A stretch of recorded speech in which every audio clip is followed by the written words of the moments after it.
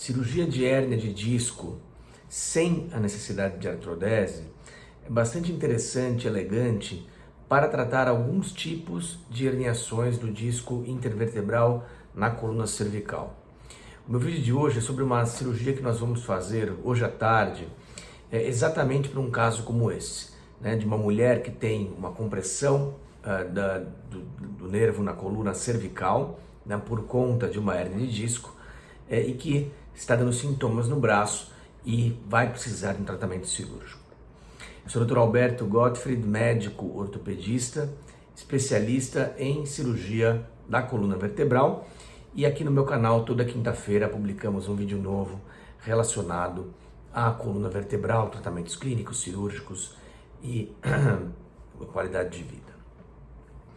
Muito bem, embora a gente saiba que na coluna cervical principalmente o tratamento clínico das hérnias, né, quando tem compressão da raiz nervosa, é muito bom, né, o prognóstico, a previsão de melhora dos pacientes passa dos 90% sem cirurgia, né?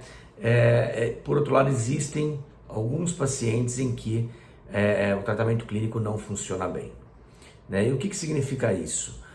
Duas coisas: ou existe perda de força motora no braço, né, o que é um fator ruim para o tratamento clínico. Então a hérnia, que é o disco, né, o disco desloca, né, então esse fragmento do disco comprime um nervo no pescoço e isso gera sintomas neurológicos para o braço, e que quando existe perda de força, fraqueza associada, ou então quando a dor é persistente, mesmo com um tratamento clínico bem realizado, então remédios, fisioterapia, acupuntura e tudo mais, mudança de hábitos de vida, e não ocorre melhora da dor.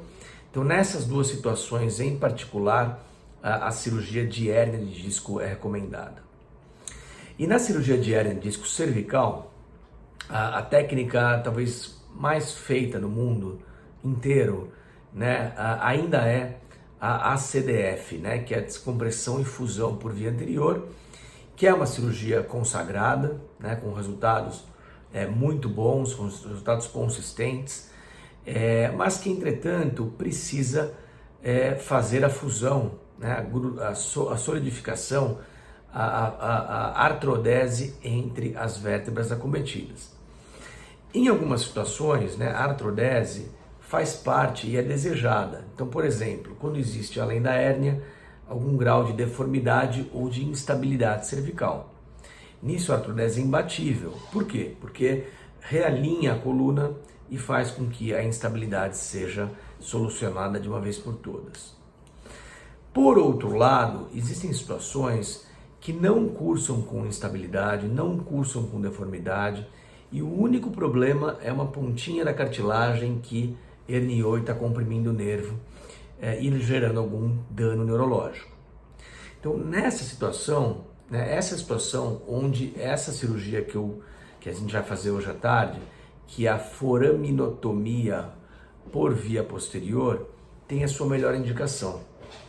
Por quê? Porque ela permite, com um acesso mini-invasivo, que pode ser tanto por dentro de um tubinho bem fininho ou até mesmo com uma câmera de vídeo, a gente consegue, com um mínimo corte, tá? Sem necessidade de fazer grandes incisões, retirar esse fragmento de disco e descomprimir o nervo, né? E aí, consequentemente, promovendo a cura do problema e a melhora dos sintomas neurológicos.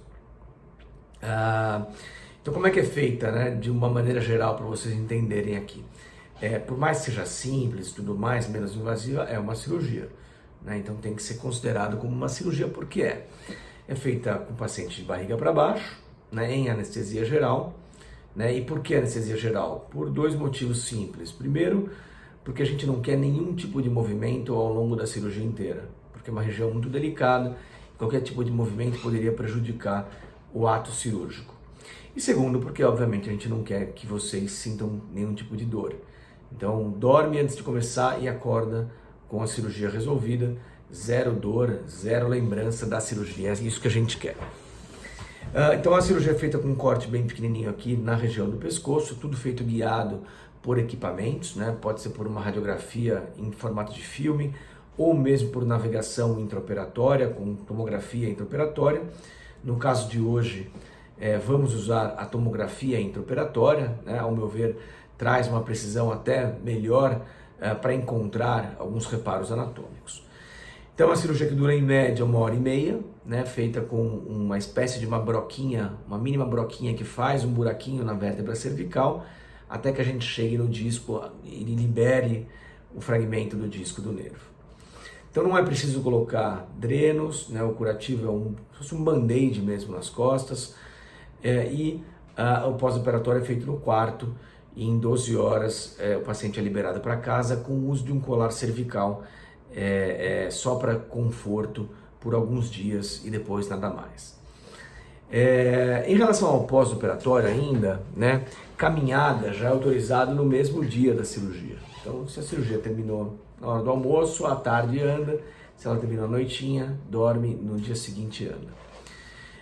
E eu peço em geral uma semana aí de descanso do trabalho, para ficar mais em casa, cuidando da ferida operatória, descansando um pouquinho, e depois trabalho com computador, já é autorizado.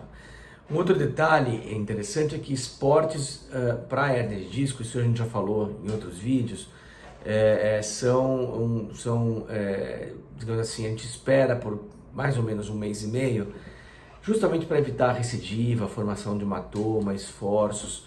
Então 1 mês e meio fazendo as coisas mais leves de trabalho, de casa, mas sem fazer nenhum esforço mais importante, né? Então essa é a cirurgia da hérnia de disco cervical sem artrodese, né? Que é a foraminotomia por via posterior, que pode ser feita tanto por vídeo quanto por microscópio e tubo, com resultados bastante animadores e sem necessidade de colocar implante e sem necessidade de fazer fusão entre as vértebras. É isso aí, o assunto de hoje era esse. Espero que tenham gostado, um abraço e até semana que vem.